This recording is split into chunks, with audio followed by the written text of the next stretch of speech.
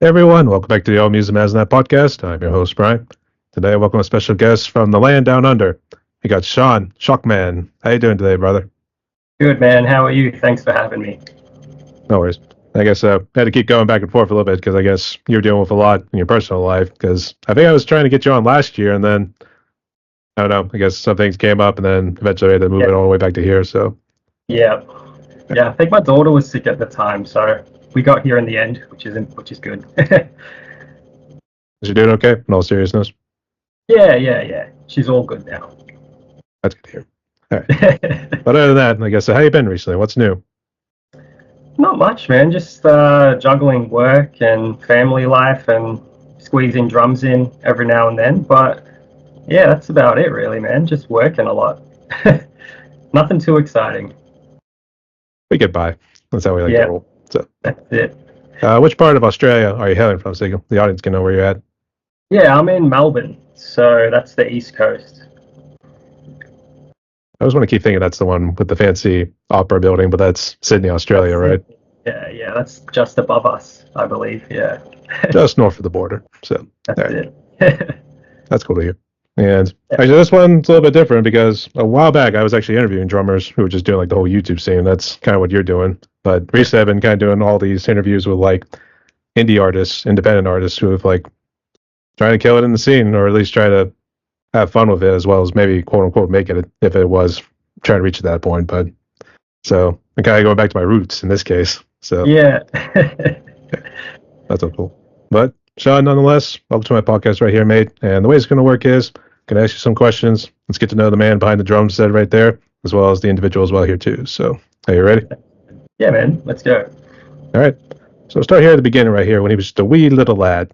So I guess, who are you? And I guess, how did you become a drummer? Yeah, so I mean, my earliest memory of drumming, I was probably like maybe around 6 or 7. I have an older brother who's 10 years older than me. He plays guitar, so we used to just sort of jam in his room. Obviously, back then I didn't have a drum kit. It was just I used a bed and a chair just to keep time while he played his riffs. And I think by the time I got into high school, I took proper drum lessons, and around 14, I got my first drum kit. So it's been sort of on and off. I actually took a massive break from drums probably just after high school. I only got back into it maybe 2 or 3 years ago. So throughout COVID, that was sort of the catalyst for me to get back into it with all that spare time. But that was definitely a positive experience for me. So here we are now. Yeah, drums is like one of the main things in my life now. So yeah, Was it, did you come out of the womb maybe on a set of drum sets? Was that how it went? yeah, just making beats on everything, man. I was saying, when you were in the womb, I mean, kind of explain the contractions your mother was probably going through. So, There you go. Yeah. actually, did it start with pots and pans, or did it just like one day just click? Or What like was the whole that? family? Sorry. Like, I was to say, normally with drummers, they like to start with pots and pans. That's normally where it starts off. Then Yeah. it's either furniture or it's anything Yeah. like it can be like a stick, a Yeah. pencil, or a pen. I remember Um, in school actually, I was always the guy that was finger tapping on things, like sitting at the table while the teacher's talking. I'm just drumming along, bloody causing a ruckus. But yeah, you can't help it, man. needless to say, the teacher's got a few gray hairs from that day. So yeah, Yeah. I can see. So I guess let's get into the drum set right there. So I guess who's that baby back there? Yeah, so that's the kit that I've been using. It's actually it's an Australian brand. It's Chaos Phoenix, but I've converted it to electronic. It's just more practical. Um, you know, don't want to piss the neighbors off with an acoustic kit and having a baby and young kids. It's just the easiest route to go. But yeah, I recently rewrapped it as well. Normally it's like a bluey green color, but there's a company called UK Drum Wraps, so they produce the Mappa Burl wrap, and yeah, that's where we are now. Quite happy with how it turned out. I was saying, I think when I first found you, I think it was actually that blue color with the mesh heads. And Yeah, that's right. Yeah. but I was Because like, I've followed you for a while as well. You're an e-drum player too, yeah? I am. And actually, speaking of devil, just got that today. I don't know if you can see it. I don't know if it's black and Oh, I out. can see a rolling box. Yeah. What is it? What is it? It's a Roland VAD 706. So Ooh, it's a red killer. So nice. Ruby. Yeah. I think her name's going to be Ruby. I'm going to name her that. So yeah, I'm excited about that. But we were actually a little nervous because it was a couple giant boxes, and my dad's SUV. I don't know if it's necessarily the right term, but his big van, for instance. We are Yeah. actually nervous we weren't going to be able to fit all those boxes into it. So we had to count the big boxes so that we can make room for the little boxes just to put those in. So Yeah. nonetheless, So okay. is that like a whole new drum kit or? Yep, that baby is all brand new. The one I've actually been rolling with, I don't remember how many years it's been now. It might have been 5 or something now. I'm not too sure, but it was actually TD Roland TDK or 25K TD 25. Yeah. So yeah, she came in handy. So You should do an unboxing video for that one, man. I was actually thinking about it too, and I'm not sure. So we're going to be building that thing for a good while. I think we're going to spend all of Sunday, maybe just see how far we can get, because I actually got a little wood dais back there that kind of elevates my drum set. So, Oh, nice. so it makes me feel like a king in a way. Yeah, man, up on your throne. Yeah. I guess talk about some of the symbols right here. I guess is this Chaos brand? I guess how long have they been around? I mean, I only just sort of discovered them throughout COVID, but I think they started the company maybe a few years before then. Pretty much everyone in Australia, like if you need hardware, if you need drums, you go to Chaos because they've got everything. They've got drums, they've got hardware, they've got. I mean, I was talking to the guy who actually owns it, and he's sort of working on an e-drum project at the moment as well. So he's expanding. So it's good to have this local sort of supplier instead of having to import everything from like Europe or the US. It takes ages for it to come here, and then with shipping fees, we just get it local. So he's sort of a godsend with his company. Saved me a lot of money, but yeah, he's been around for a while. Yeah. That's good. As soon as you said the shipping fees, he was always like, "God damn, shipping fees!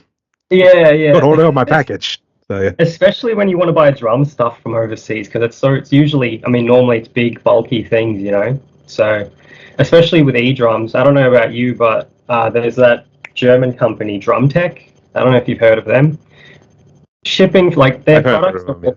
yeah. So like shipping to Australia usually costs more than the actual product itself that you're buying. So I used to use the Drum Tech mesh heads because they're 3-ply and they're thicker, but I sold them, and then I decided to try and get more, and I was like, no, not paying that shipping fee ever again. Just stick with the other ones. I mean, I would have said there's no shame in getting it from China, but I don't know how much of a ripoff that might be. So Yeah, you never know. that's for sure. And I guess, have you always played drums? Have you tried any other instruments like strings or anything in the band? Well, because my brother plays guitar, he did teach me a little bit, but I mean, like literally the only song I can play on guitar is Stand By Me. And it's very poorly. It's not even that good. But yeah, I just tell people I play drums. I don't do anything else. That's it. I'm just a man that hits things. So yeah. Yeah, pretty much. Just makes a lot of noise. I was going to say, in so many pictures I saw on Facebook, it looked like you had like the Bob Marley sort of hairdo going there. So I was thinking Yeah, the dreads. I had that for a while. Must have had them for about 6 or 7 years, and then I just randomly woke up and decided it was time for a change. So I cut it all off, and instantly the head felt lighter. No more neck pain. Um, but yeah, I'm actually in the process of just growing hair back long. I'm not going to dread it this time, but yeah, I've never really had short hair, so it's always been long in some form. So yeah. I say you see those dreads and something like that, more heavier scenes like Shadows Fall or 6 Feet Under, where the dreads are like all the way down to their hips or feet. Yeah. So The big thick ones as well. I don't know how and they're doing the headbanging and the windmill. I don't know how their necks are supported, man. it must be some damn good therapy or neck exercises. So Yeah, that's it, man. yeah. So jumping into the next question here, I guess, who would you say was really a big influence in terms of your drums? Because it looks like you're really quite the metalhead. Yeah, I love like the 80s metal. I mean, I think you were wearing a Megadeth shirt from what I could see. Yeah, there you go. Judas Priest. So yeah, 80s metal and just anything classic like power metal sounding. You know, the European power metal scene.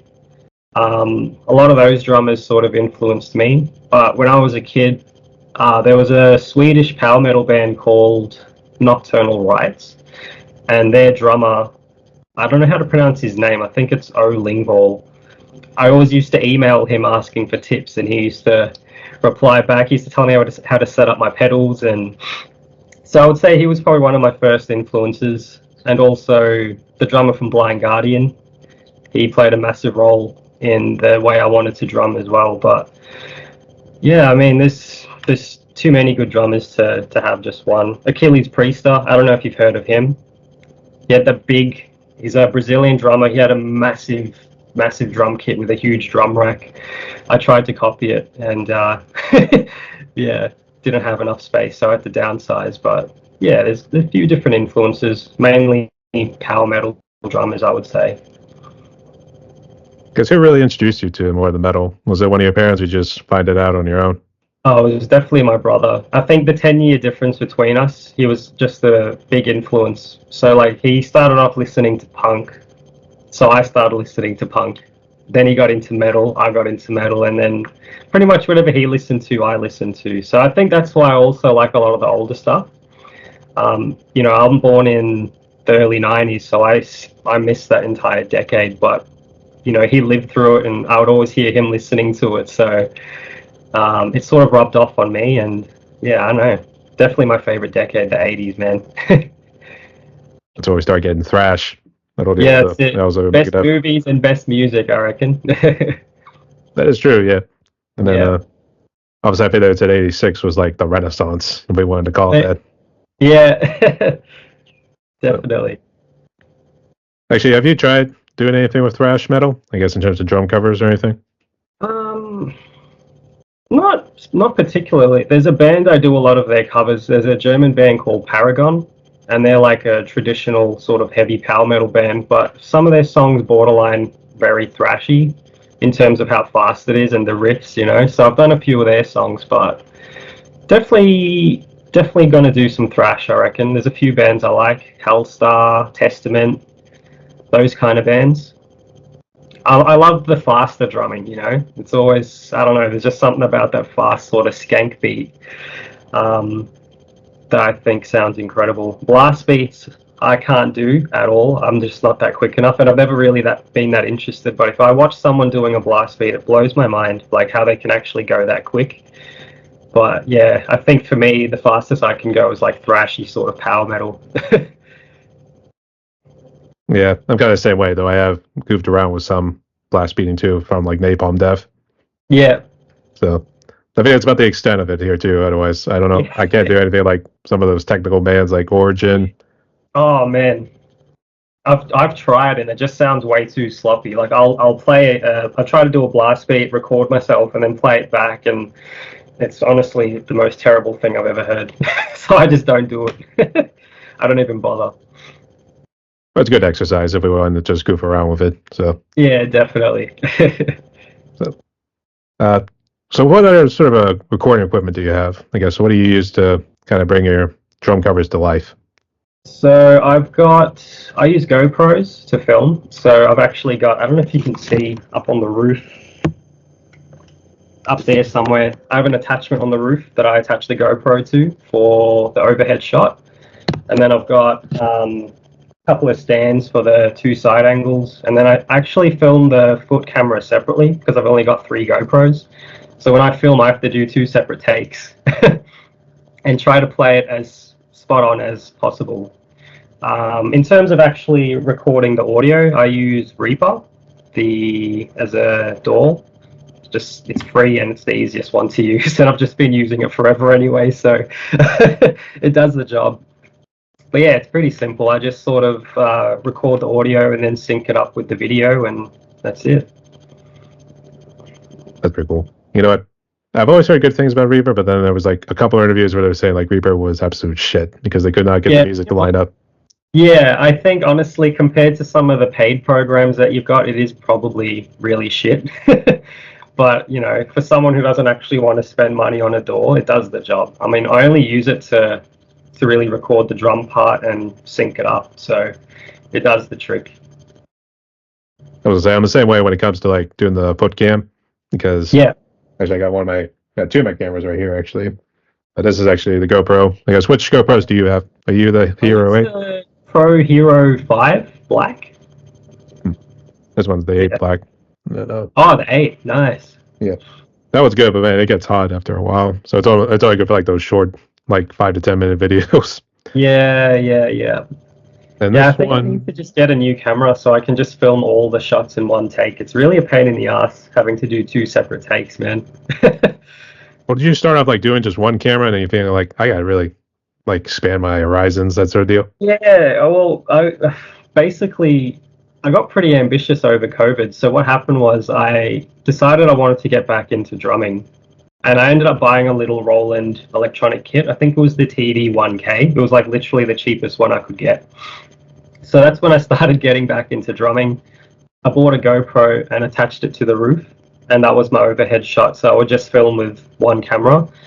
And then eventually I had the idea of buying an acoustic kit and converting it to electronic. And yeah, there's been a few sort of configurations that I've gone through with the whole acoustic to electronic conversion. This is obviously the final product, but yeah, it's taken a while to get here. So along that sort of progression that I was in, I added more cameras, and watching other YouTube drummers, got a lot of different ideas.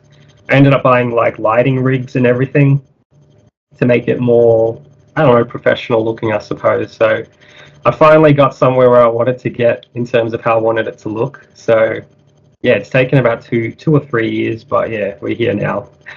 Got the lights, got the camera, got the kit. Because how many lights do you have? Because I see the one right behind you there. Yeah, that one there. So I've got 4, 2 on the front of the kit, and then I set up 2 at the back. And yeah, it does the trick. I guarantee you see it from space. So yeah. Yeah, probably. It's bloody bright, man. Actually, just real quick, this one is usually my center one, Surfula. I forget what the full brand name of it is. Yeah. Actually, funny enough, I was doing a Trivium cover with this one on, and it was showing the date and time along the bottom. Oh, really? Because I forgot to turn that setting off.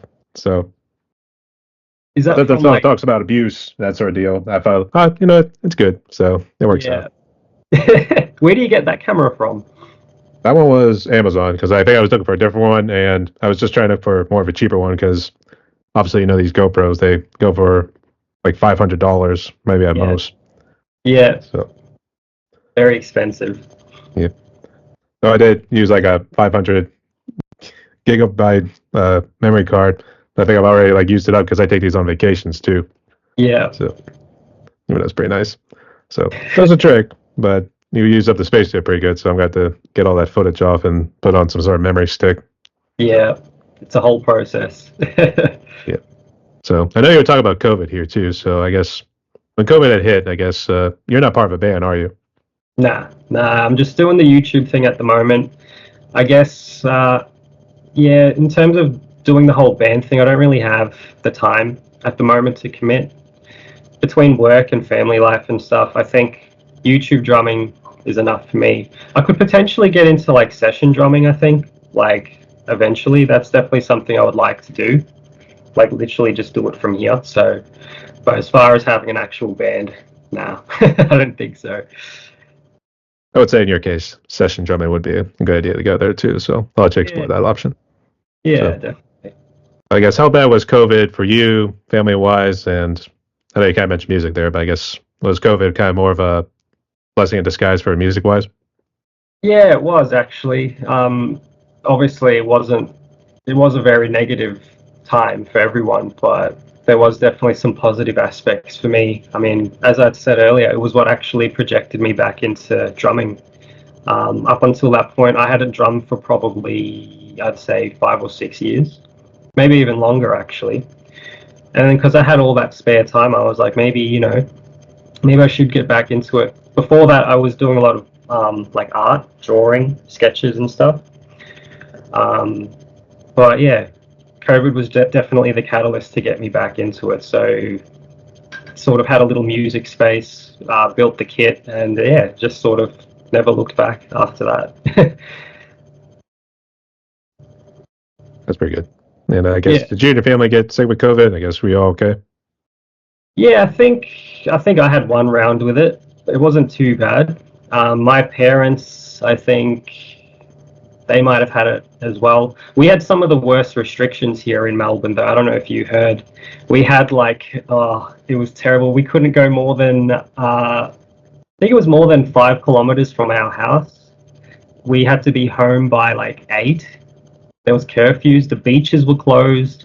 At the time, I was living by the beach as well, so it was, yeah, it was bad. But yeah, we've got some sort of normality now, which is good, just like everyone else does. But yeah, hopefully we don't ever have to go back to that. Be like, no, don't take us back. So, Yeah. Pretty sure actually, Melbourne had the longest consecutive amount of days in lockdown as well. We have the record for that. really, I can't remember exactly how long it was, but it was something really ridiculous. It was very strict. I thought Italy was pretty strict to be honest. Or Italy was pretty bad too, but I guess the flip side of it, I had more time for drums. more time for music and nap time, if we wanted to say it that way. So Yeah, pretty much. yeah. But on a serious note, good to see you are doing well there, mate. And Yeah, actually, here's a couple ones for you because I have actually interviewed a couple of indie bands out of Australia yeah, country, I should say, because you guys are pretty damn big. But yeah. and these couple of bands you can check them out. But one was Kathleen Turner Overdrive, and then the other one was Celestial Burial. Oh, And okay. actually, it was Matt from Celestial Burial who I interviewed. He had told me about like at some of the shows that they would go to. It wasn't like you couldn't do mosh pits or anything like that. You really had to like stand in like these little boxes and just kind of chill in there like 6 feet apart. I mean, I I can't think believe we actually lived through a time where that was a thing. Like, it just sounds ridiculous. What was the name of the band? Did you say? that one was a Celestial Burial. I don't know if it was his black metal. Christ Dismembered. I don't know if it was his black metal group because I know he's part of a couple, but I thought it was Celestial Burial he was talking about. Christ Dismembered. Did the drummer have dreads? I don't know. And actually, I think he was. I think the guy I was interviewing, he was a guitar player. Oh, he was a guitar player because the band name sounds familiar, and I think I follow the drummer. He's insane. Blast beats. Well, But sort of yeah, a prerequisite when it comes to black yeah, metal. So yeah. absolutely, yeah. I guess how many shows do you go to? A lot of concerts that come through Melbourne. Yeah, absolutely. Actually, recently we've been getting a lot of the European metal bands coming down. So there was a Swedish band called Dream Evil. So they're like sort of heavy power metal. They finally came down to Australia, so it caught them. Hammerfall, they're coming down in January. We've had Iced Earth, Blind Guardian come down a few times. What else? Oh, there's just too many. Enforcer. We're getting all the bands now, which is good. So yeah, next year's going to be so many gigs. I'm the same way too. Actually, I got a ticket for Silverstein. I don't know if you got it into like alternative metal. Yeah, I had my phase actually when I was in high school. Yeah, Hmm. Is that definitely. silly? They look back with nostalgia and be like, "Damn, that was so good." So, Yeah, but they're coming to my neck of the woods, Pittsburgh. So I'm actually kind yeah, of okay. excited. So That's cool. a little Do you early guys get a Christmas lot of present. like the European bands coming down your way? Um, I'd say just in my neck of the woods. I think yes and no. I guess it depends on Yeah, which ones. So yeah. It's kind of selective, isn't it? in a certain way, yeah. But I've actually seen like a lot of the bands that I grew up with. They are coming through, so I'm actually Yeah, trying to get as much as I can. But man, Ticketmaster is a bitch. I will say that. yeah. And the ticket prices these days as well, ridiculous. Like Metallica, I'm pretty sure are coming down to Australia soon, and I'm pretty sure the cheapest ticket is around $400-500 Australian, 400-500 Australian dollars. And that's It's just ridiculous. general admission. That's just general Yeah, admission. yeah. And then they've got like special packages, I think, where you can get particular seats, and you're looking at like $1,500 per person. It's ridiculous, man. And I'm pretty sure Iron Maiden was the same. They came down earlier this year. I think it was September.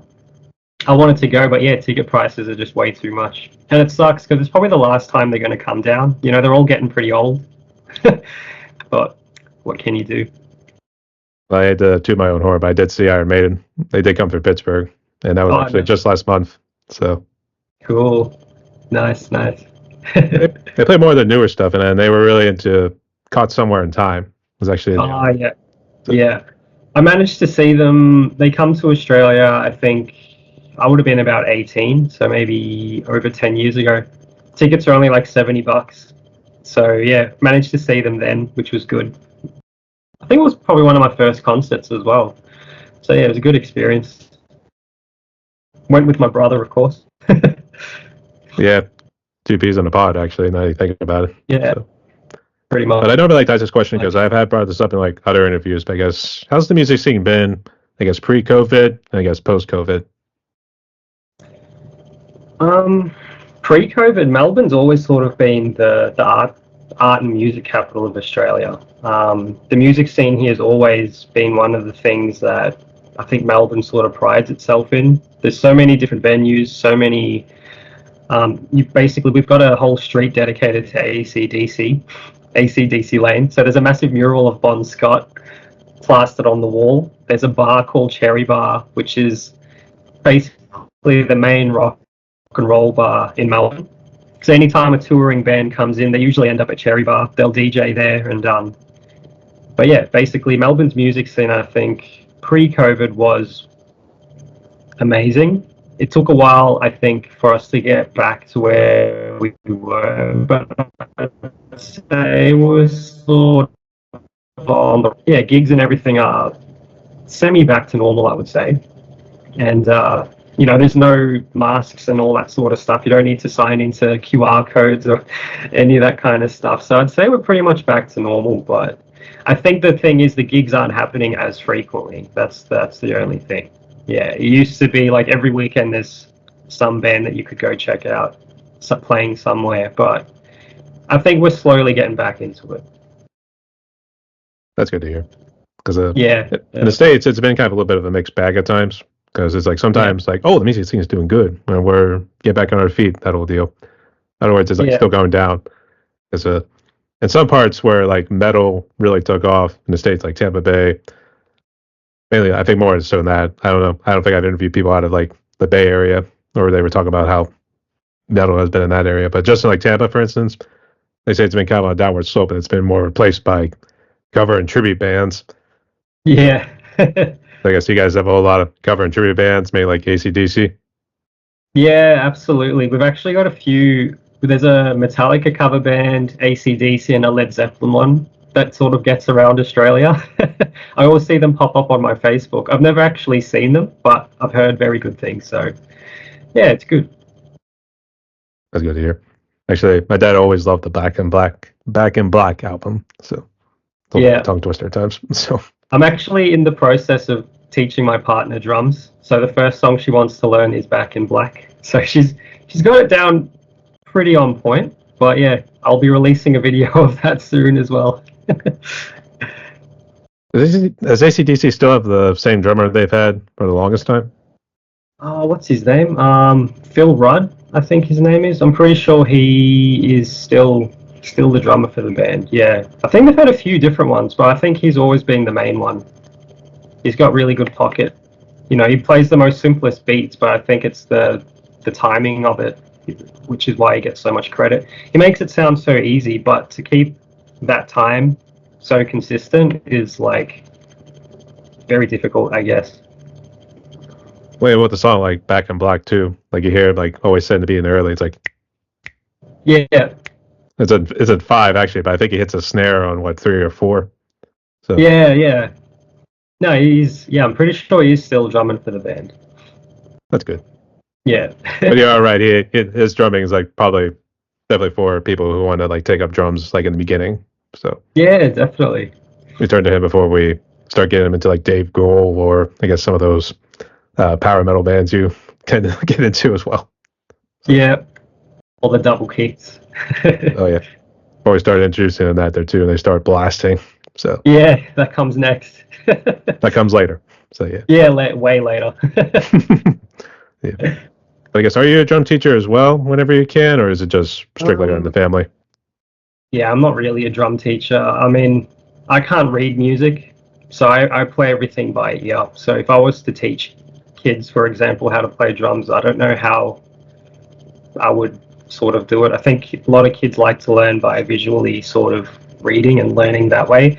When I used to take lessons, that's how I was taught, and I found it very difficult. I could read like the basic stuff, but eventually it just got too much. And I preferred to hear my drum teacher play something and then I would just copy it by ear.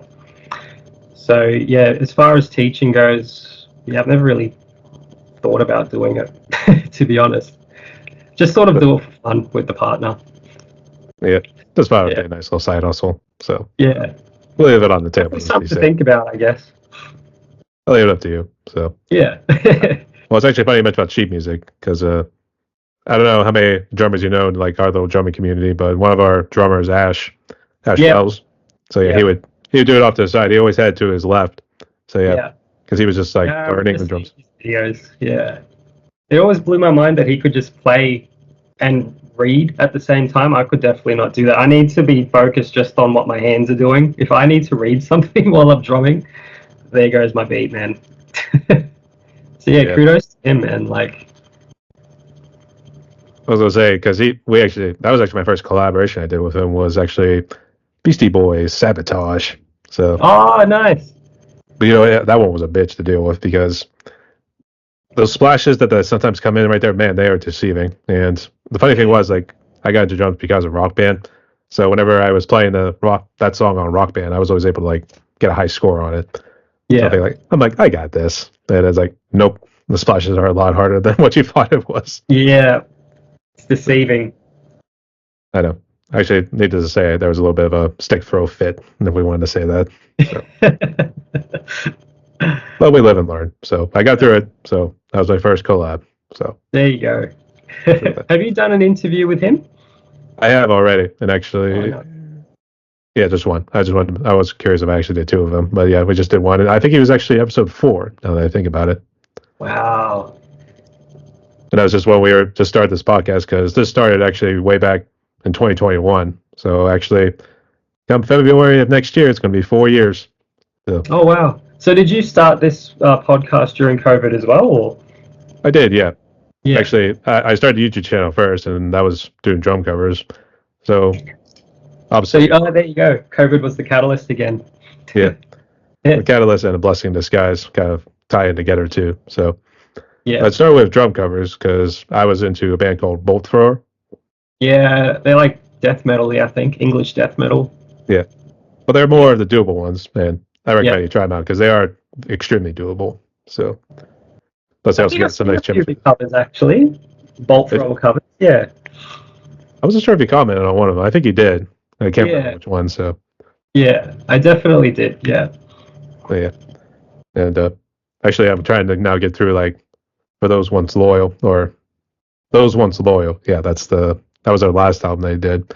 Actually, that one's going to be in memory of Martin Kearns because I think he was only in his like upper 30s when he had tragically passed, and because of that too, the band had disbanded and they never reformed afterwards. Right. So Yeah. No, they I actually, really think the death metal videos that you've been doing. I think you've done a few of them too. I enjoy them. that's good. Thank you. Yeah. So I guess let's jump into social media here too because there's actually an interesting topic. But before we get into that, I guess outside of YouTube, what other social media do you utilize? Oh man, at the moment, just you really Facebook and YouTube. A long time ago, I had an Instagram, but I just sort of stopped using it. So I just Facebook really. I just post videos on Facebook and then post it on YouTube, and that's about it. Lately, my Facebook has just been drum covers anyway. I don't really post anything else on there. I think my friends are getting pissed off. It's just drum spam, man. Just drop spam in them now. So yeah, Yeah. actually, have you ever used like TikTok or anything like that? Because I know TikTok has been like a double-edged sword whenever you're thinking about it. So, but no, you I had never think used it's a it. good platform, definitely. Like I've just never used it myself. Like my partner watches TikToks and she sends me all the funny TikTok videos and the memes and everything. But in terms of actually having an account myself, I've never even considered it. But I feel like it's a good platform, definitely, especially because it's short videos, isn't it? I don't think they're that long. Yeah. I think a lot of drummers these days are doing like YouTube shorts as opposed to full-length videos as well. That's definitely something I've been considering. Or even just making a full video and then cropping out a part and releasing it as a short. I don't know. There's so many different ways you can sort of do it. But yeah. He nails this drum fill right here. That was absolutely killer. So yeah. Yeah. Anyway. Actually, Yeah. it was weird with TikTok in the States because I thought the U.S. government was suing, I guess, TikTok because they wanted it more based in the U.S. so that China wasn't stealing our personal data. So Yeah. Yeah. I think they're changing that. So I think after January, I'm gonna probably start one and try to utilize that to my advantage. Yeah. Why not? Why not? But the big thing I wanted to talk about, and this actually just happened today, and believe it or not, I was actually at the gym when I actually saw this appear on one of our news networks, and it was talking about how Australia recently passed a measure saying social media for anyone under the age of 16 is banned. So I guess what's the deal with that? Yeah, actually, I heard about that too. So there's a lot of conflicted opinions about it. I think, a lot of people think it's just another way to sort of get the whole digital ID system going.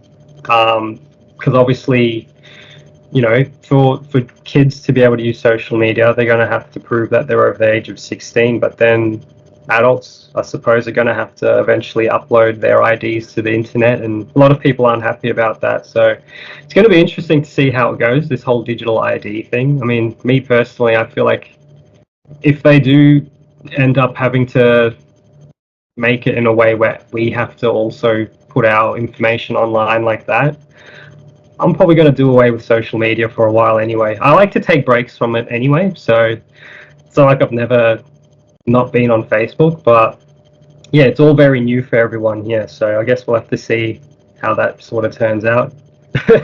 See how it goes. Like they're censoring my First Amendment rights. Yeah, Yeah. that'd already be the one thing. But Yeah. I think you could see why, because I don't know if does your kid have like a laptop or a iPad or iPhone or anything like that? She's got an iPad, and her birthday is coming up, so I actually got her a laptop. She likes gaming, so I got her a laptop for gaming. But as far as social media and stuff's concerned, the only thing she really uses is YouTube, just to watch. She doesn't have, I wouldn't let her have Facebook or anything like that anyway, not until she's a lot older. So I'm very careful with that sort of stuff. But yeah, YouTube, that's all she's got at the moment. That's good. Actually, the reason I brought it up here too is one of my relatives is extremely autistic, so he's looking at an iPad on a constant basis. Yeah. So not so much maybe like looking up on Facebook or anything like that here too, but I'm just thinking like, is it maybe a good thing to maybe try to deter people from being on iPhones and iPads for like a long stretches of time, or is it then going to start getting to that whole thing with like, are you censoring my freedom of speech?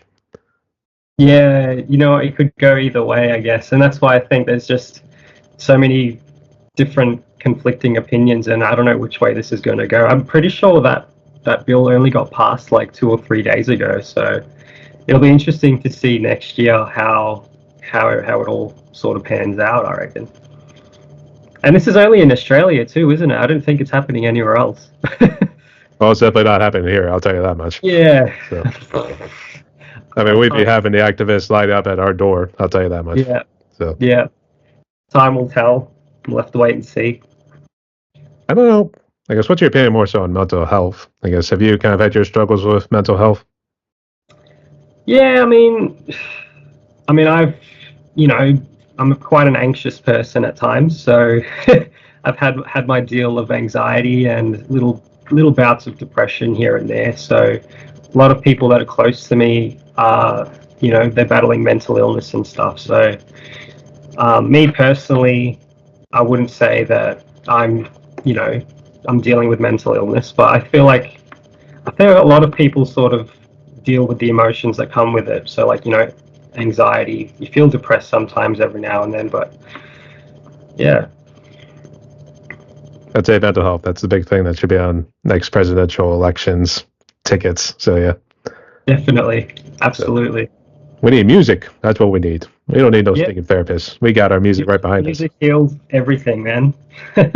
If you're having a bad day, just chuck on some music. I literally listen to music for everything. I'm brushing my teeth, I listen to music. While I'm working, I'm listening to music. It makes the day go by. Makes Get those acapellas in the bathroom every now and again from those. Yeah. Was there for those power metal bands?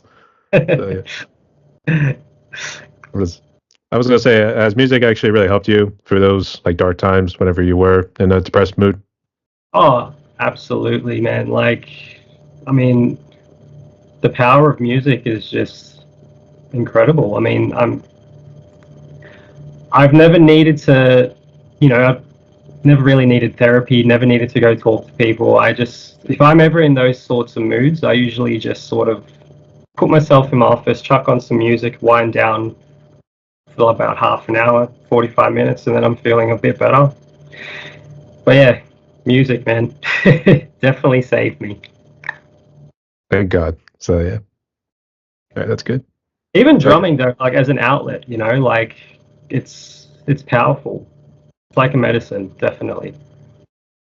there's something when it comes to like hitting mesh heads and just something that releases all that bad toxins in the Yeah, belly or something. So definitely. It's good to get the, aggression out sometimes on the drums. yeah, yeah. That's good to see how you're doing well there, mate. So good to see you got through Yeah. that. Thanks, man. I want to talk about your tattoos right here too. So I guess is this something that's been accumulated up over time, or Yeah, I mean, pretty much as soon as I turned 18, I got my first tattoo. I was still living at home as well, and my first tattoo was on my neck. So I come home with this neck tattoo. My mum, she flipped it. She couldn't believe what happened. My brother had already had tattoos at the time, though, so it wasn't that much of a surprise. But I think the fact that my first tattoo was on my neck, and my family, we're Sri Lankan, so a lot of the culture there, they're sort of stigmatized tattoos, I guess. Not so much now, but like back then. So when I came home with tattoos, yeah, it was never a good time. But the minute I moved out, oh man, yeah, I got covered. yeah, Any money that I got would go towards tattoos. Now it's all towards drums. I found a different hobby. So Yeah, pretty much. I guess kind of describe which ones you got right there. Do you still got the same necktie too, or do you cut that one out Yeah, and do well, a new one? basically, this is all new. So actually, the first tattoo I got was I got a tattoo of Mars here, which is all covered up now. I had a microphone here, but I ended up going with this sort of geometry sort of patterns, and yeah, it kind of comes onto the arm and the chest, and yeah, sort of ties in together. I got like a little Thunderbird here. I really like Native American sort of the history and the art looks really cool. So bit of a mixed bag. That's pretty cool. Actually, Yeah. I was like, you guys, are you known for, in terms of sports, are you guys known for your soccer or rugby teams? Oh, I'd say more rugby. We've got the Australian Football League, the AFL. Not too sure if you're too familiar with it, but AFL's massive here, and we've also got rugby. Soccer, not too much. We've got our Australian soccer team, but we're not very good. I don't think we've ever won a final, or I even guess that's made it because into the football. final. We leave that to the Europeans. Yeah. Actually, do you guys have Australian football? I don't know how different it is from American or Canadian football. So yeah, Australian football. It's a lot of kicking. I think like American football, you're throwing it. Like yeah, we're doing a lot of yeah, that's it. We're doing a lot of handballing and kicking. So it's a little bit different, but I feel like yeah, there's still a lot of physical contact involved, a lot of tackling and everything. We don't wear any gear though, so yeah, gets a I think bit most people crazy. would call that rugby then. So, Pretty much, yeah. so it's just a different Yeah, form of rugby. pretty much. It's pretty much rugby with a lot more kicking, I feel. But I'm not too much into sport anyway, so I could be just talking a bunch of shit. I don't know. But actually, Yeah. well, me and my parents, we've always thought about trying to get out there to Australia, let alone New Zealand, because I think they combine those two trips. Yeah, I guess I don't know how far New Zealand is from you guys here too, but I know it's always maybe just a short plane ride away. yeah, So it's not too far. I think it's also because New Zealand's what we call the Lord of the Rings locations and all That's those it. guys. So, yeah. The Shire. Actually, I guess they do have Bilbo Baggin's little Shire hole, if we wanted to call it that. So it'll be interesting.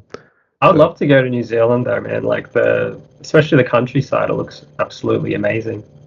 And apparently they've got a really good metal scene there too. There's a few big bands. Some of my friends' bands are actually from there, so definitely would love to visit there one day. that'll be nice. Actually, I was Yeah, going to say, I know they take the rugby a lot more serious, so I don't know if they ever bring you guys over. yeah. New Zealand rugby team with their haka. Well, if they would like the little dance and they always do like, Yeah, yeah, that one. The war dance. we go to war. So, yeah. Pretty much, man. I mean, hey, that sounds pretty good. So, I mean, hey, Yeah, I don't know if that's your boat, but I ain't playing. I'm just going to watch. So, yeah. just real quick, some of the posters you have around here, too. I guess these all ones you collected over the years? Yeah, some of them are signed. These are just a few of the bands that I like. Most of them are European bands, power metal bands. So we got Primal Fear, Ed Guy, Pretty Maids, Halloween Classic. I don't know if you can see it up the top. That's actually a back patch that I had on a jacket. I took it off and I ended up putting it up on the wall. But yeah, mostly European power metal bands. I'll try to know that poster over there to your right. I'm seeing it from my left, the one with the two elephants. I don't know what's going on there. Wait, which one are we looking at? It's the one that looks like a sunset, the forest region right there. Yeah, yeah, yeah. That's a painting, actually. I had a roommate, one of my best friends was living with me at the time, and he randomly brought that home. And then he left interstate and he left it with me, so I've had it ever since, and I thought it always looked really cool. The colors look amazing, so I've always made sure it's in my drum videos. You Yeah. were like, score! Yeah, yeah, 100%. The thing's huge too. It's like about a meter and a half long. So yeah, it fits really well. That's pretty cool. Actually, Yeah, I'm trying to recognize that blue one. It looks like it has a Joker on it. Almost looks like yeah, Batman's that's Ed Joker. Guy. Ed Guy. That's like a German power metal band. So yeah, that one sort of freaks the kids out a little bit though when they come in here. We'll probably get away with using that in like an indie horror game, so we can probably do that. Yeah. So, hey, that's all cool. Yeah. Get back into the questions right here too. I guess what advice would you give to musicians on social media? For those who like want to get to like YouTubing and maybe a little Facebook or whatever they want to do. I would say, man, I mean, I got into it. I mean, I know a lot of people do it sort of to get subs, like subscribers and views and stuff. And to be honest, that was my goal at one point. Like, I got so fixated on making sure I was getting a certain amount of subscribers, I ended up losing a lot of the joy that actually came from drumming because I was focused on the wrong part. I ended up sort of switching my mentality and focusing more on the drumming and just not even worrying about who's watching it. I'd still post the videos, but I wouldn't get as disheartened about, how many sort of reactions or how many people are sort of engaging. I realized the more I do that, the more focused on the actual drumming side of things, the followers and all that sort of stuff naturally came. Like my channel just sort of grew organically, I guess. Like I would say don't focus so much on the subs, just do what you love. I know it sounds generic and pretty cliche, but it's true. Like just focus on doing what you love, and the people who appreciate what you do, they'll follow you on your little journey. And I feel like that's what sort of happened with me. I still have like my goal is literally to get to 1,000 subscribers. I'm sitting somewhere around 700, but I'm happy with that. I've got a little community that I don't know appreciates the drumming and the music that I cover, and yeah, I would just say just do what you love Yeah, and make sure it makes you happy. Yeah, I and think you do it that's for the right reasons. those are the reasons. Yeah, I was gonna say. I think the problem I've seen with like doing like just straight drum covers, even though I know it's a good passion, I don't know how it works after you do get monetized or you reach that specific YouTube requirements, you should say. Yeah. So I don't know if you have to like go into like doing merch, a little merch or anything like that here too. So you're Yeah, probably I'm lucky to actually get pennies. So I yeah. think So I have to see what happens, but keep yeah. going there, mate. So keep trudging along. Thanks, man. All right. Well, we've reached the questions here pretty good. So here, let's get into the fun ones. Ready? Cool. Okay. Let's start here with the first one. I think I have a couple of fun ones along the way, but here, let's start with Yeah. this one. What would you say is currently your favorite food? Probably some form of Italian food, man. I've been smashing pizzas, pasta. Actually, that's a lie. I've been eating a lot of Mexican burritos. I can't choose one. Let's just go with burritos for now. That's my favorite food at the moment, definitely. There's a new Mexican place that's opened up around the corner. So I've been just smashing the burritos from that place, man. So yeah, let's go with burritos.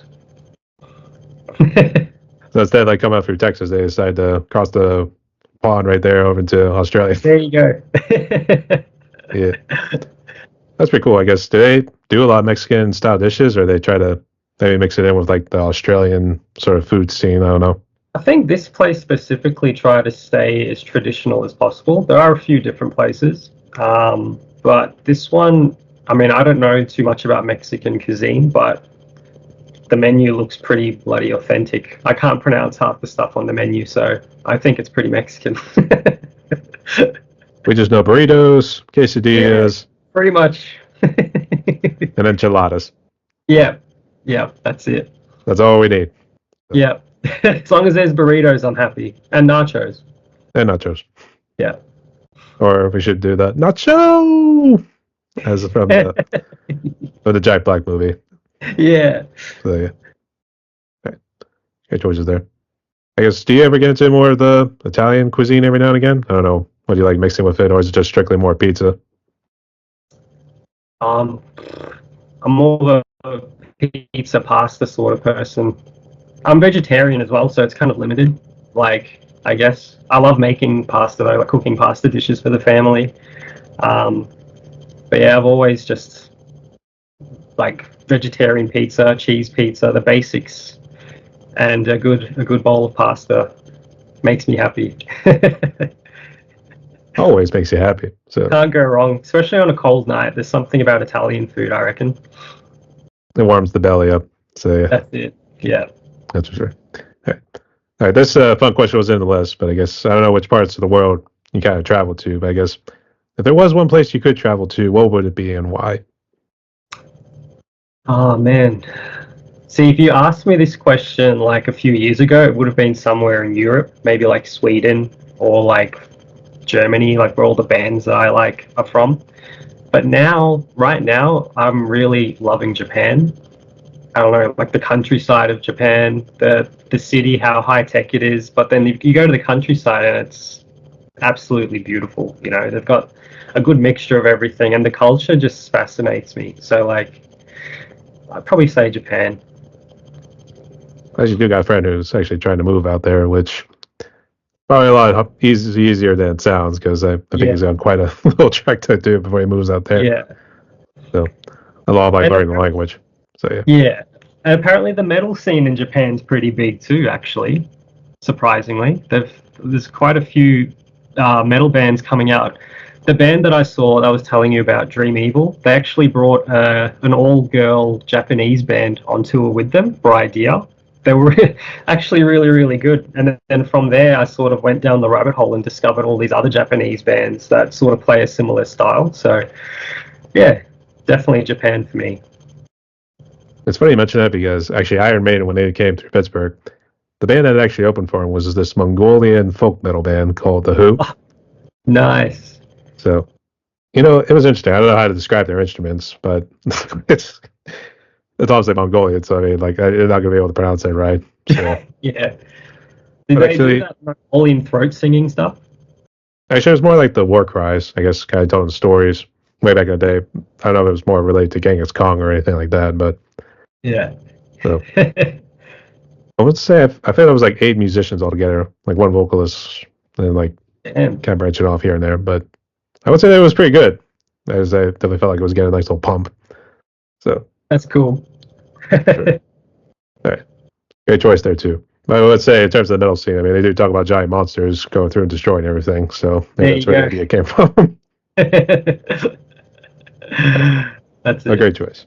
So for the next one right here, I guess, what would you say is currently your favorite movie? And if you have a favorite TV series you want to talk about, go ahead. Yeah, actually, right now my favorite TV series is From. I don't know if you've heard of it. It's like that horror series. It's on Stan. Um, no, oh, actually, and Cobra Kai. I've been loving Cobra Kai. Classic. I try to figure out how to get my phone up, but that'd be really hard. But But yeah, From is like. Did you ever watch Lost? I think I only watched like some of it. I think maybe just like season one, then it just dropped off Yeah, because like, there it's was a polar bear involved, and that just yeah, I know. It got very confusing. I stopped watching Lost, but basically From is from the same people who made Lost, so it's got that mystery element to it. But this is a lot more horror orientated, and yeah, I'm absolutely hooked. So they just released season three. I think it was season three. Yeah, but we finished it. So now we got to wait like a whole year till season four comes out.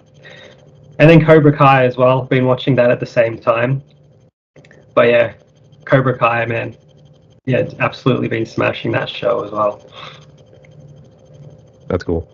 Actually, is it built off from the Karate Kid? I don't know how the whole timeline works with Cobra Kai. Have you not watched it or? I have not known.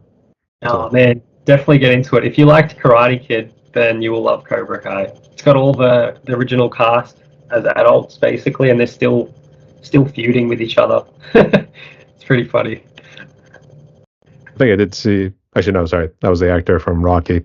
Sorry, I thought it was the same guy. So, Yeah. but nonetheless, too, he comes there. I think it was like that gambling little site. I don't know if it was FanDuel or something. Just say like trying to lift up this tank full of lobsters and everything. So trying to be like Macho Man or something. Actually, when you talk about horror elements there too, one of the funny things I actually stumbled upon with like these Facebook reels.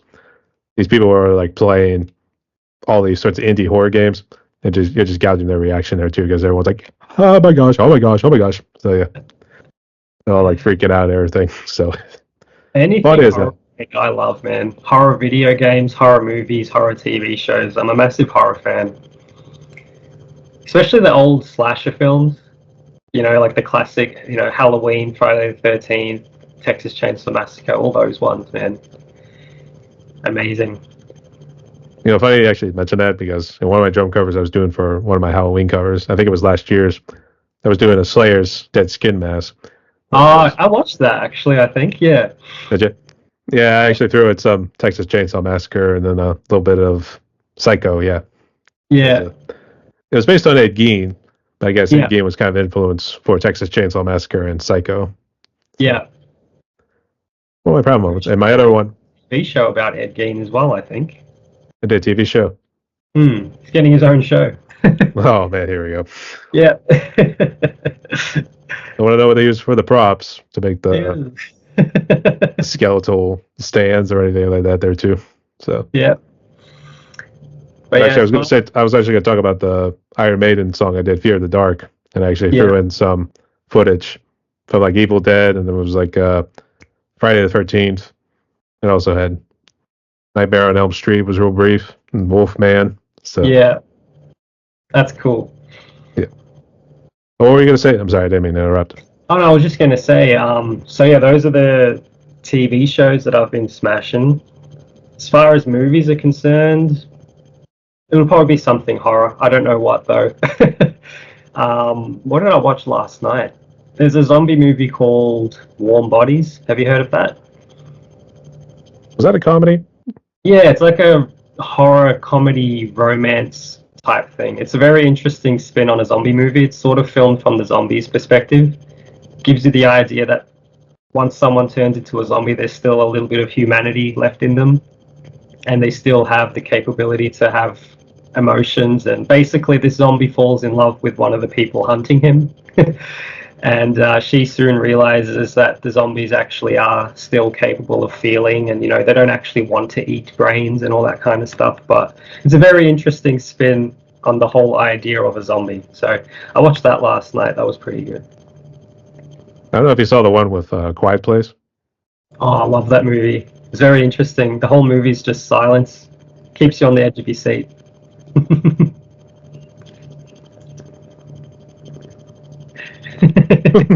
Actually, they came out with a video game, and I just actually discovered it recently. But it's actually based on Quiet Place, which I guess it's taking place between the prequel and the Yeah. original. So it's an interesting take. But it looks like if you talk it to your mic, monsters will hear you. So Yeah. Oh, that's interesting, actually. Yeah, that's cool. I was like, There's another movie that you might like called Don't Breathe. Have you heard of that one? was it that one with that older guy? I guess he's blind, but Yeah. Same. It's obviously different in the sense that there's no monsters, but I think the intensity is the same. They have to creep around the house and be quiet because his hearing is just next level, and they're being hunted. That was another good movie. I say it's God's here. So yeah. Actually, maybe something you could do, maybe as an addition to YouTube or Facebook, just maybe do your own reactions to like horror games and even horror movies too. So Yeah, definitely. That could definitely be an idea. I've actually had people randomly ask me to do a video on like how I put the drum kit together, like the logistics of it, convert it to electronic and everything. So that's definitely something that I want to do as well eventually. But I don't know, need to find the time and I need to figure out the way to actually do it. But yeah, that's definitely a video that's going to be coming, I think. all right. Not sure if you would you consider maybe doing soundtracks for maybe some of your favorite horrors? If they maybe did any metal ones. Maybe. I once did a randomly did a cover of this was like back in the my early YouTube days. I don't even know if the video is still on my YouTube, but there was a cover of do you know the movie Blood Diamond? Was that actually more of an action one? Because I thought there was one. It was like based in Yeah, it was Africa or something. yeah, with Leonardo DiCaprio. So there was a few songs in the soundtrack like that really caught my attention. I ended up doing like adding drums to some of the part of the score. I ended up posting it on YouTube. I can't remember if it's still there, but that's probably the closest thing I've done to actually metalizing a soundtrack. But it was actually really fun. It was different to what I normally do. So probably be That's keen cool. to do it again. I actually got the idea because one of my favorite drummers, he did a drum cover of the main song off Gladiator. He put his own drums on it and it actually sounded amazing. So I thought I might give that a try. Didn't sound anywhere near as good as his, but it was still cool. It was fun.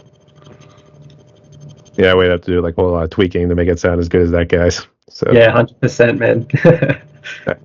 great choices there nonetheless, and I'll leave it up to you. So we'll see what you Yeah. do for your future projects. All right. So for next one here, I don't know if you drink any alcohol, but if you do, what would you say is your favorite alcoholic drink? And then what's your favorite non-alcoholic drink? I had one last night. Smirnoff Ice, I think it was called. It's just like a mixed vodka drink, but I rarely drink those. Normally, I'm a beer person. My favorite beer is probably Asahi, the Japanese beer. Um, Non-alcoholic drink will probably be. There's a really good apple and mango juice that I've been drinking. So yeah, we'll go with that. That sounds interesting. What's the brand for that apple mango? I think it's Golden Circle. It's actually banana, apple, and mango. That It's sounds a bit interesting. thick. It's a nice little, yeah, tastes good. Is it more of an Australian brand or I don't know, it's I think it global? is actually, yeah, I think it is an Aussie brand. Golden Circle, I think it's called. What was it? Did you say Aussie or Aussie? Aussie. I don't know. I always thought it was more Aussie or something like that too. Aussie, Aussie. Aussie, Aussie. Oi, Oi, oi, oi, oi. oi. Jeez. I love you guys. You guys always got the interesting dialect too. So actually, Yeah, another group you should check out too that I did interview, Order of Owls. I don't know if you heard about them. don't think so, but I'll check them out. What do they play? I thought one was in Melbourne, and I think I want to say Kathleen Turner Overdrive was Brisbane. I'm not sure. Okay. I probably have to look those up again, but I think I've interviewed 3 of Australia, including you would make 4 right now. So Cool. yeah. What were they called? Order of Owls. Order of Owls or Ooh with the Oh, yeah. so, I'll this have was to check. interesting. Actually, he had a funny story about the whole thing in Hong Kong, but I won't spoil it. So I'll let you go check it out. All right, cool. Right. Will do. Right. Great choices on drinks there, nonetheless. Hopefully, when we get out to Australia, I'll try that apple mango drink out. So Yeah, 100%. at some point. So Yeah. right. And for the last of the fun questions, what would you say is currently your favorite song? I don't know if you have one from the independent community, so if you do, feel free to risk anyone's. So My favorite song, man, that's a tough question. I'm just trying to think, what have I been listening to a lot lately? There's this one song from this band called Confess. They're like a Swedish band bringing back the 80s hard rock sound. They're sort of a new band trying to keep that sound alive. They have a song called My Vicious Way. So it's very catchy, big melodic chorus, which I love. Gets stuck in your head for days. So I've been listening to that like non-stop for like the last week. But there's probably a few other songs as well, but we'll go with that one. I'm addicted to Confess. So yeah, Yeah. I guess that's a good thing. So it will last Yeah. at least a week or two. So I would say normally when it came to like any riffs that were addicting, like you wanted to just play that part over again. Because I mentioned Silverstein earlier, and one of the songs called "Smashed into Pieces." I like the last 35 seconds of the song here too, because whenever you just hear the guitars like rip at the end, it's just like, "I give you back what you took away," and then the guitars just like ring out afterwards. It's like, damn, that's good. Yeah, it hits the spot. You get goosebumps. It's almost like Goosebumps, and you could visualize like an action scene like happening right before you or something. Yeah. So That's the best. absolutely. So a great choice nonetheless. So Cheers, man. cheers. All right. So, Sean, we briefed all the questions right here. We are down to one more question on my podcast, but I guess before we jump into it, would you like to ask me any other questions or say any final words before we jump into it? Thank you for the opportunity. I feel like we've been trying to do this for a while. I'm glad we finally got here in the end. It was a long time coming, but yeah, I definitely really appreciate you reaching out and having me on board. It means a lot, definitely. No worries. But I don't know I don't know if we actually talked about it earlier, but just to fill in the audience, I guess Sean was dealing with a lot of personal troubles in the beginning there. So, but it is good to see his guy's life in order right now. He's kicking some ass and knocking on some drums. So, Thanks, man. right. But there's nothing else right here. Here's how the last question goes. So, given what COVID has done, obviously outside of the restrictions, because I'm sure that was a whole lot mentally taxing to say the least. But since you were pretty blessed with COVID, and sometimes you get some of those musicians and people who've been impacted by COVID or anything else in their lives who perhaps were not as fortunate. But what sort of message of hope would you give to those musicians and people so they can try to move forward with their lives? You mean like based on what's happened with COVID? Based on what happened with COVID, or really like an addiction. Because sometimes with like some of these interviews, I've seen people who've lost family members, they fell into addiction, whether it was beer, alcohol, even pills, to be honest. Yeah. So, I would just say don't give up, keep persevering, keep pushing forward, you know. Especially people watching this, I feel like we're all part of a little community here together. I feel like you've done a good thing here. You've united a whole bunch of people, like-minded people. We're all here for each other, you know. If anyone's in a dark spot at the moment, you're going to get out of it. Just keep pushing forward, man. And we've all got your back. We're a little community here, so you know, it's like a little family. We've all got each other's backs. Just keep moving forward, I think. absolutely. And smoking like a true prodigy. Yeah. I don't know if you were real big into Pulp Fiction way back in the day, but I always love that quote that one of the characters says kind of near the end of the movie. So, Yeah. but nonetheless, thank you so much for sharing this, Sean. It does really mean a lot. Just real quick, are you actually a drum tuber? Because I know that was something Ash had tried to put together, but I think now it's kind of faded into obscurity now. I don't know if anyone's still... I remember seeing a few videos of people having the drum tuber thing on their video. I don't think I was ever a part of it. I remember there was, what was his name? Drum Man Do you remember that channel, Drum Man? Drumman 190, yeah. Yeah. I was part of his little community, and he did a little promotion. Like you know, he does that thing where he promotes everyone's videos and everything. And then I think I sort of dropped off a little bit. I stopped drumming for a little bit, and then I come back. And I don't know what happened to the drum tuber thing, but it sort of died down by the time I come back. So I was never actually a part of that little community. But I do follow Ash on his YouTube, and I see all of his videos, and I think he's very amazing. I followed his journey actually from the start, and it's crazy seeing the progress that he's made as well. And I think he's very similar. He's a family man. You know, he does the drum thing on the side, but yeah, his progress has just been unreal. And the fact that he reads the music, like I said before, unreal, man. But yeah. Absolutely. I think he's doing another channel right now where I think he's talking about tech stuff and all that stuff. Oh, yeah.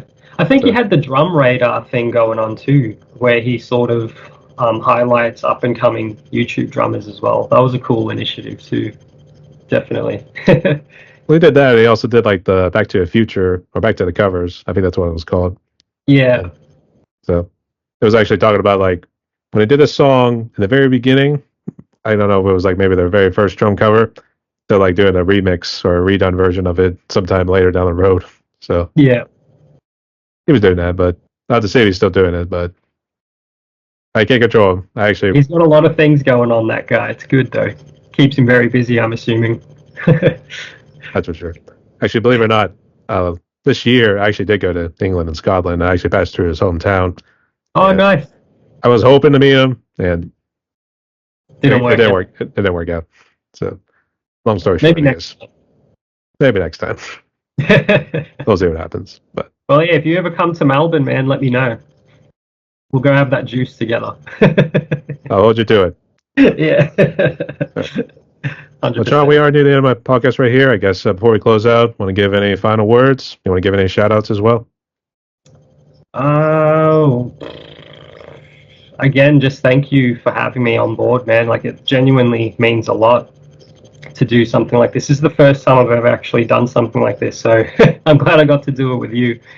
But again, thank you to the whole drumming community. I think we just need to keep supporting each other the way we have been, and grow together as a massive drumming community. See where we go. Absolutely. And look at it this way. This is a good prep if you ever do get into a band at some point. So yeah, definitely. Right. But to close out like this, everyone, my guest today was Sean Schokman, from Melbourne, Austria, the land down under. So actually, what's your name of your YouTube channel so I can make sure to check you out? Sean S. Drum Channel. Right. We're going to say drum tuber, but we'll say YouTuber and drummer. So we'll just stick with that because I don't know if we're ever bringing the drum tuber back, but we'll see what happens. But you'll hit him with all the socials. He's on Facebook and YouTube. So let's go help our brother out right there. Let's hit him to that 1,000 subscriber mark there too. So, Sean, I wish you all the best going further, mate. So cheers. Rock on. Thanks for having me. See you, man. Take care. Stay tuned, y'all.